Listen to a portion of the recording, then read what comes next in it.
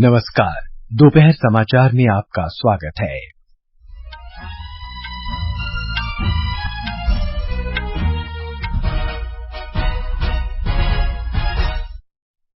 राष्ट्रपति द्रौपदी मुर्मू ने आज राष्ट्रपति भवन में वर्ष 2023 के राष्ट्रीय खेल और साहसिक पुरस्कार प्रदान किए।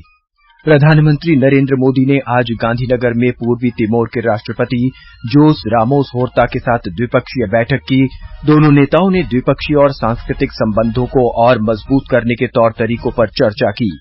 प्रधानमंत्री आज दोपहर बाद गांधीनगर में देश के सबसे बड़े वैश्विक व्यापार कार्यक्रम का उद्घाटन करेंगे। जम्मू कश्मीर में जम्मू संभाग के सांबा जिले में प्रशासन ने अंतर्राष्ट्रीय सीमा से लगे इलाकों में बेहतर नियंत्रण के लिए रात का कर्फ्यू लगा दिया है और अमेरिका ने धार्मिक स्वतंत्रता की गंभीर अवहेलना को लेकर चीन और पाकिस्तान सहित 10 देशों को विशेष चिंता वाली श्रेणी में रखा।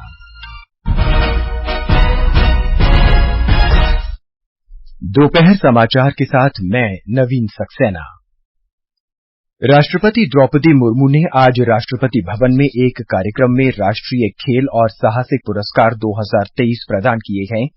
क्रिकेट खिलाड़ी मोहम्मद शमी को अर्जुन पुरस्कार प्रदान किया गया है।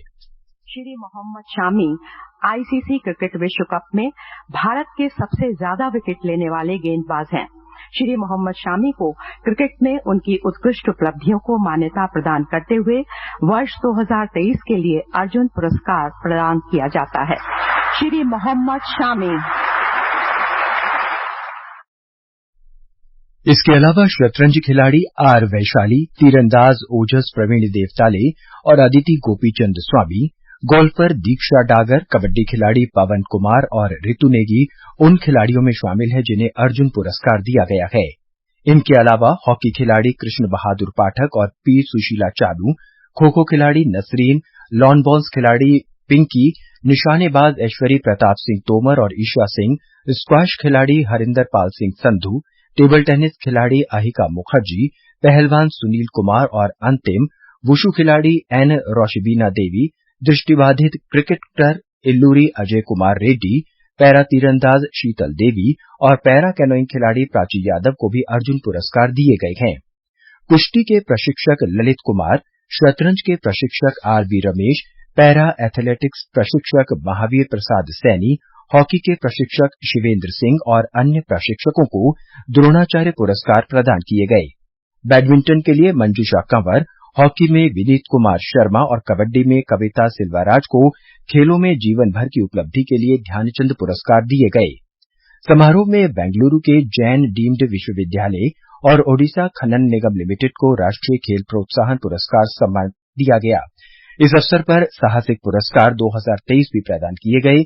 खेल मंत्री अनुराग सिंह ठाकुर और अन्य गणमान्य व्यक्ति पुरस्कार समारोह में उपस्थित थे। प्रधानमंत्री नरेंद्र मोदी ने आज पूर्वी तिमोर के राष्ट्रपति जोस रामोस होर्ता के साथ द्विपक्षीय बैठक की और दोनों देशों के बीच मजबूत दिल्ली संपर्क के लिए भारत की वचनबद्धता दोहराई। दोनों नेताओं ने वाइब्रेंट गुजरात शिखर सम्मेलन से पहले आज गांधीनगर के महात्मा मंदिर में मुलाकात की। इस दौरान प्रधानमंत्री नरेंद्र मोदी ने क्षमता निर्माण, मानव संसाधन विकास, सूचना प्रौद्योगिकी, वित्त प्रौद्योगिकी, ऊर्जा और पारंपरिक औषधि तथा दवा उद्योग सहित स्वास्थ्य सेवाओं के क्षेत्र में भारत को सहायता देने की घोषणा की। उन्होंने पूर्वी तिमोर को अंतर्राष्ट्रीय सौर गठबंधन और आपदा से बचाव के लिए मजबूत बुनियादी ढांचे के संबंध में बने गठबंधन में शामिल होने का निमंत्रण दिया। वाइब्रेंट गुजरात वैश्विक शिखर सम्मेलन में शामिल होने गुजरात पहुंचे प्रधानमंत्री नरेंद्र मोदी ने आज शीर्ष वैश्विक संगठनों के मुख्य कार्यकारी अधिकारियों के साथ भी बैठक की। वाइब्रेंट गुजरात वैश्विक शिखर सम्मेलन में शामिल होने गुजरात पहुंचे प्रधानमंत्री मोदी ने अधिकारियों के साथ बैठक की। वो आज गांधीनगर के हेलीपैड मैदान में देश के सबसे बड़े वैश्विक व्यापार कार्यक्रम का उद्घाटन भी करने वाले हैं। ये समाचार हमारी वेबसाइट newsonair.gov.in और हमारे mobile app news on AIR पर भी उपलब्ध हैं। जम्मू कश्मीर में जम्मू संभाग के सांभा जिले में प्रशासन ने अंतर्राष्ट्रीय सीमा से सटे इलाकों में रात का कर्फ्यू लगा दिया है ताकि सीमा सुरक्षा बल सीमावर्ती क्षेत्रों में अधिक बेहतर तरीके से काम कर सके और किसी भी राष्ट्र विरोधी गतिविधि के षड्यंत्र को नाकाम कर सके। सांबा के जिला मजिस्ट्रेट अभिषेक शर्मा ने बताया कि अंतर्राष्ट्रीय सीमा के पास अनुच्छेद 144 के अंतर्गत रात्रि कर्फ्यू लगा दिया गया है। आदेश के अनुसार सांबा जिले में अंतर्राष्ट्रीय सीमा पर 1 किलोमीटर लंबी पट्टी पर रात 9 बजे से सुबह 6 बजे तक नागरिकों का आवागमन प्रतिबंधित रहेगा। यदि किसी कारणवश आवागमन आवश्यक हुआ तो संबंधित व्यक्तियों को अपने पहचान पत्र सीमा सुरक्षा बल और पुलिस अधिकारियों को दिखाने होंगे। यदि कोई व्यक्ति निर्दिष्ट आदेश का उल्लंघन करता पाया गया तो उस पर कानून के अनुसार कार्रवाई की जाएगी। ये आदेश 2 महीने की अवधि तक प्रभावी रहेगा। केंद्रीय योजनाओं की जानकारी जन जन तक पहुंचाने के उद्देश्य से शुरू की गई विकसित भारत संकल्प यात्रा को देश के विभिन्न क्षेत्रों में अपार जन समर्थन मिल रहा है। एक रिपोर्ट। भारत का अनमोल यही समय है।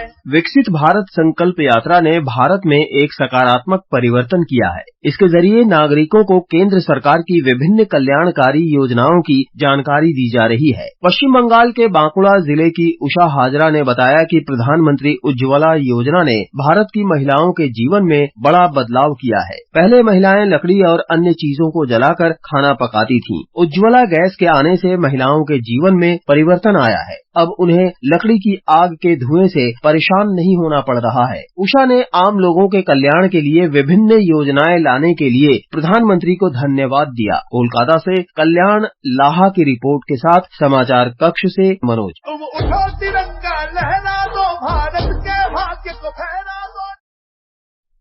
अमेरिका के विदेश मंत्री एंटनी ब्लिंकन ने धार्मिक स्वतंत्रता की गंभीर अवहेलना करने के मामले में विशेष चिंता वाले देशों की श्रेणी में चीन, पाकिस्तान, उत्तर Korea, Cuba, Eritrea, Iran, Nicaragua, रूस, सऊदी अरब, ताजिकिस्तान, तुर्कमेनिस्तान और म्यांमार को रखा है। श्री ब्लिंकन ने अल शबाब, बोको हराम, हयात तहरीर अल शाम, हुती, आईएसआईएस साहिल, आईएसआईएस पश्चिम अफ्रीका, अलकायदा के सहयोगी जमात नस्र अल इस्लाम, वल मुस्लिमीन और तालिबान को विशेष चिंता वाले गुट के रूप में भी चिन्हित किया है। श्री ब्लिंकन ने अपने बयान में कहा कि कांग्रेस द्वारा 1998 में अंतर्राष्ट्रीय धार्मिक स्वतंत्रता अधिनियम को पारित करने और प्रभावी बनाने के बाद धार्मिक स्वतंत्रता को आगे बढ़ाना अमेरिकी विदेश नीति का मुख्य उद्देश्य रहा है। इसके अलावा ब्लिंकन ने धार्मिक स्वतंत्रता के गंभीर उल्लंघन के मामले में विशेष निगरानी सूची के देशों के रूप में अल्जीरिया, अजरबैजान, मध्य अफ्रीकी गणतंत्र, कोमोरोस और वियतनाम को श्रेणीबद्ध किया है। फ्रांस की प्रधानमंत्री एलिजाबेथ बर्न अपने कार्यकाल के 2 साल से भी कम समय के बाद पद छोड़ने के लिए तैयार है। एक वक्तव्य में फ्रांस के राष्ट्रपति इमैनुअल मैक्रों ने कहा कि श्रीमती बर्न ने अपने कार्यकाल के दौरान साहस, वचनबद्धता और दृढ़ इच्छा शक्ति का प्रदर्शन किया है। इस वर्ष के अंत में होने वाले यूरोपीय चुनावों के पहले राष्ट्रपति मैक्रों अपने मंत्रिमंडल में बदलाव कर सकते हैं। इसी परिदृश्य में श्रीमती बर्न ने अपना इस्तीफा दिया है। रक्षा मंत्री राजनाथ सिंह ने केंद्र शासित प्रदेश जम्मू कश्मीर और लद्दाख में 4 और राष्ट्रीय कैडेट कोर एनसीसी इकाइयां बनाने के प्रस्ताव को मंजूरी दे दी है।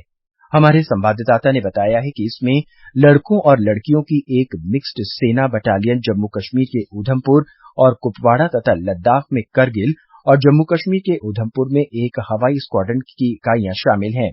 इस मंजूरी के साथ मौजूदा कैडेटों की संख्या 12,860 और बढ़ जाएगी। कैडेटों की संख्या में वृद्धि से क्षेत्र के युवाओं का मनोबल बढ़ेगा। वर्तमान में निदेशालय के पास 2 मुख्यालय हैं, जिनमें कुल 10 एनसीसी इकाइयां हैं, जो सभी 3 भौगोलिक क्षेत्र कश्मीर, जम्मू तथा लद्दाख को कवर करती हैं। सेना प्रमुख जनरल मनोज पांडे ने भारत के युवाओं की दृढ़ता की सराहना करते हुए कहा है कि राष्ट्र की प्रगति के लिए यह आवश्यक है। जनरल पांडे नई दिल्ली में आज एनसीसी के गणतंत्र दिवस शिविर में एक जनसभा को संबोधित कर रहे थे। जनरल पांडे ने एनसीसी कैडेटों के उत्साह की प्रशंसा की। उन्होंने कहा कि एनसीसी कैडेटों का अनुशासन और उत्साह भारत को बेहतर भविष्य के लिए प्रोत्साहित करता है। एनसीसी द्वारा आयोजित शिविर गणतंत्र दिवस समारोह के सम्मान में एनसीसी कैडेट की एक परेड और सांस्कृतिक कार्यक्रम की भी मेजबानी करेगा। ये समाचार आकाशवाणी से प्रसारित किए जा रहे हैं। ताजा समाचार जानने के लिए आप हमारे Twitter handle @AIR News Hindi को फॉलो कर सकते हैं। ये आकाशवाणी है। प्रधानमंत्री नरेंद्र मोदी ने आज सोशल मीडिया पोस्ट में हरिहरन के गाए भक्ति संगीत को साझा किया है। प्रधानमंत्री ने कहा कि सबने तुम्हें पुकारा श्री राम जी गीत सम्मोहित करने वाला गीत है। ये गीत सभी को भगवान श्री राम की भक्ति में तल्लीन कर देगा। श्री मोदी ने सभी लोगों को ये गीत सुनने का आग्रह किया है।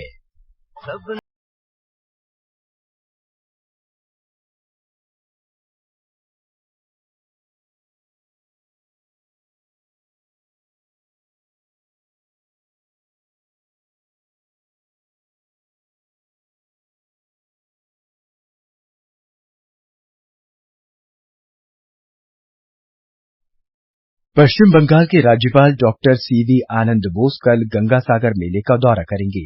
वो कपिल मुनि आश्रम मंदिर में पूजा अर्चना करेंगे। इस वर्ष मेले में लगभग 40 लाख तीर्थयात्रियों के आगमन की आशा है। शिक्षा मंत्री धर्मेंद्र प्रधान ने आज नई दिल्ली में राष्ट्रीय कला उत्सव का उद्घाटन किया। 3 दिवसीय कला उत्सव की शुरुआत आज हुई। इसमें 10 कलाओं की प्रस्तुति दी जाएगी।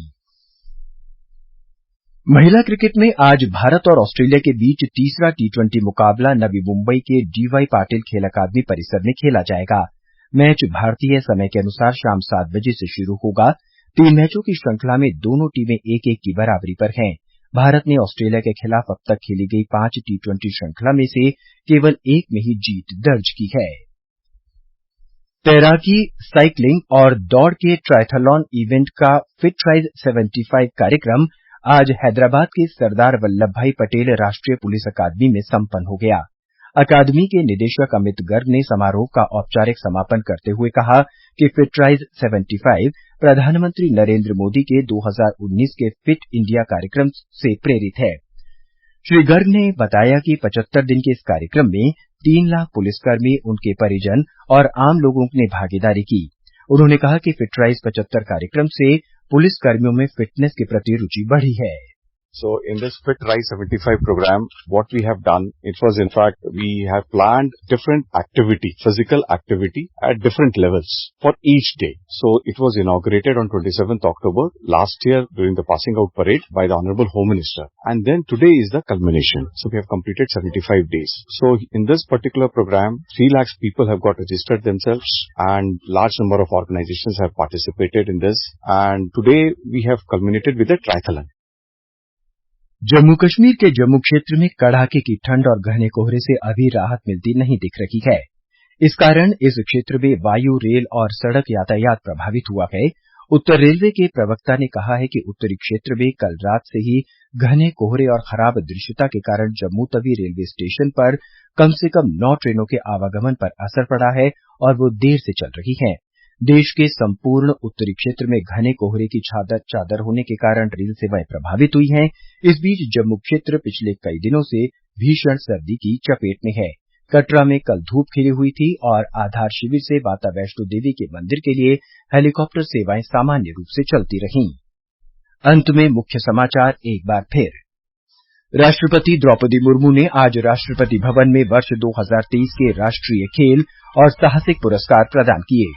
प्रधानमंत्री नरेंद्र मोदी ने आज गांधीनगर में पूर्वी तिमोर के राष्ट्रपति जोस रामोस होर्ता के साथ द्विपक्षीय बैठक की। दोनों नेताओं ने द्विपक्षीय और सांस्कृतिक संबंधों को और मजबूत करने के तौर तरीकों पर चर्चा की। प्रधानमंत्री आज दोपहर बाद गांधीनगर में देश के सबसे बड़े वैश्विक व्यापार कार्यक्रम का उद्घाटन करेंगे और जम्मू कश्मीर के जम्मू संभाग के सांबा जिले में प्रशासन ने अंतर्राष्ट्रीय सीमा से लगे इलाकों में बेहतर नियंत्रण के लिए रात का कर्फ्यू लगा दिया है। इसके साथ ही दोपहर समाचार का ये अंक समाप्त हुआ। नमस्कार।